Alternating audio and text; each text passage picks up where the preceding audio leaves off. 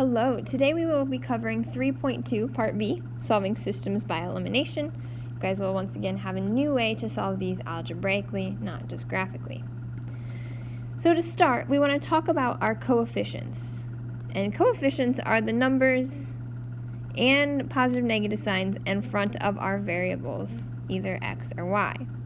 So in this case, our coefficients are 3, -7, 6, and -8. Those coefficients can tell us how we solve by elimination. If we have opposite coefficients, this is our best case scenario. Say we had 4, -4. Those would be pretty easy to use elimination.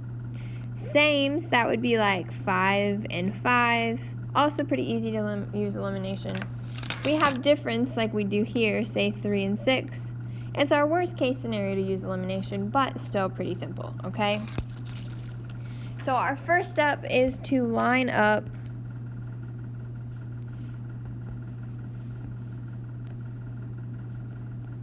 the x's and y's. Basically, they're just saying make sure the x and the y's are stacked on top of each other.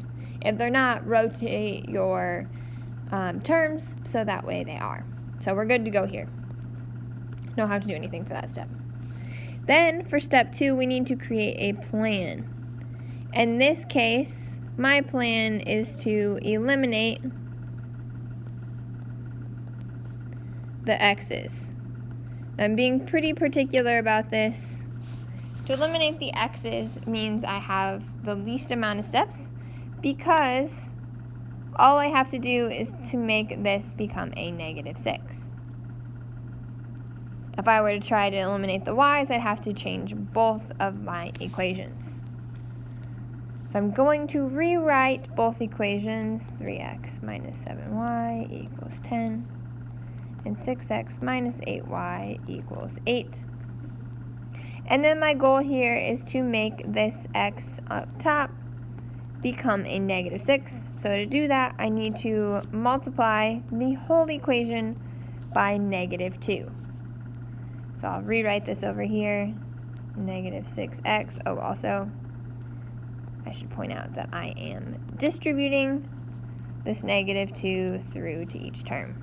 So -6x plus 14y will equal -20. And then, since I don't have to do anything with my second equation, I'm just going to bring it over.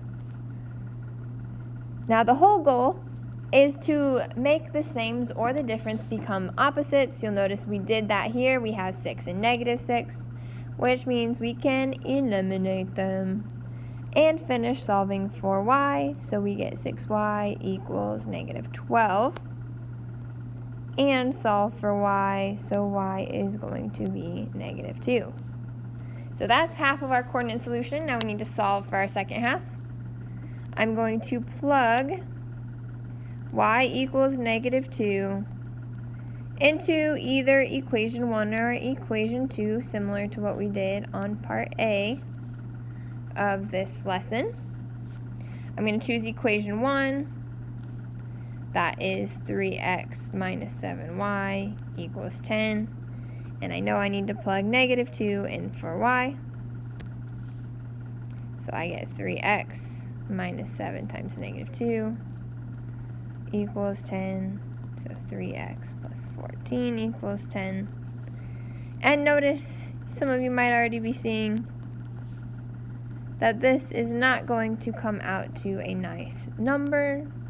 I mean, fractions aren't bad, but it'll be a fraction. So this one definitely would have been harder to solve graphically anyway, because it wouldn't have crossed at something called a pretty point. Then go ahead, our solutions are xy coordinates, write them as a coordinate, -4/3, common -2, and that is if we were to graph these two lines on a graph where they would intersect. Okay? We'll try another one. Once again, we have all different coefficients. So we have the worst case scenario, no big deal though. We'll go ahead and write these out. equation 1 and equation 2, we've already lined up the x's and y's.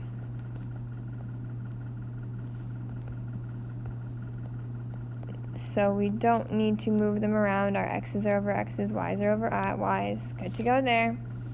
This time my plan is to eliminate the x's.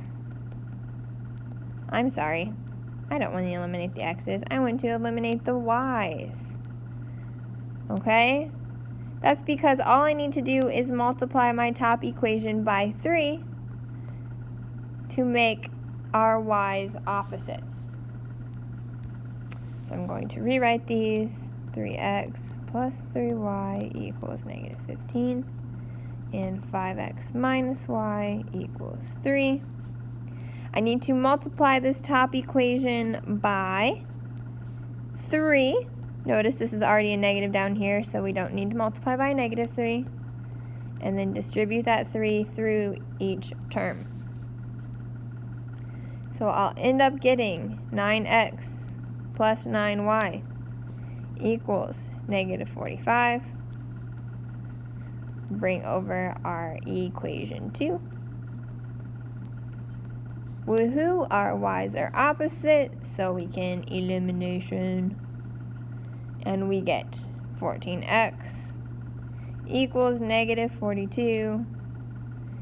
Divide by 14. So x will equal negative 3. Last up, we're going to plug in x equals negative 3 into either equation 1 or equation 2. This time I'm going to choose equation 2. That equation is 5x minus 9y equals 3. So this negative 3 goes in for x. So I get 5 times negative 3 minus 9y equals 3. So negative 15 minus 9y equals 3. Add 15 to both sides. So negative 9y equals 18. Which means y is going to equal negative 2. Once again, we have x, y. We need to write these as a coordinate solution where these two lines would cross on the graph. And that is at point negative 3, negative 2. Have a great afternoon.